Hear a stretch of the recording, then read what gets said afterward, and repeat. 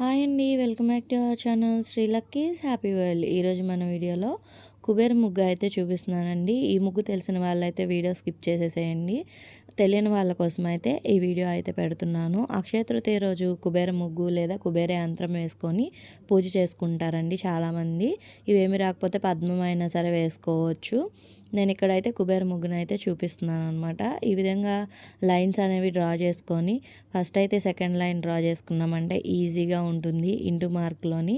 తర్వాత ఈ విధంగా అయితే పైన లైన్స్ అనేవి డ్రా చేసుకోవాలి. దేవుడి మూలన వేసుకునే ముగ్గులో ఎప్పుడైనా సరే పసుపు కుంకుమ అనేది వేసుకోవచ్చండి. ఎందుకంటే మనం తొక్కం కాబట్టి. ఇంటి ముందు వేసుకునే ముగ్గులో ఖచ్చితంగా అయితే పసుపు కుంకుమ వేయకూడదు. ఇలా ముగ్గు ఒకటే వేసి వదిలేస్తే సరిపోదండి. సైడ్ బంధనాలు అనేవి ఖచ్చితంగా వేయాలి. అది ఇంటి ముందు వేసుకునే ముగ్గు అయినా సరే, లేదంటే దేవుడి మూలన వేసే ముగ్గు అయినా సరే, ఇలా నాలుగు వైపులను అయితే ఖచ్చితంగా సైడ్లో అయితే ముగ్గు వేయాల్సిందే. సైడ్ గీతలు రెండు రెండు గీతలైనా సరే కనీసం వేయండి. ఈ విధంగా వేస్తేనే ఆ ముగ్గు శుభప్రదం అండి ఇంటికి.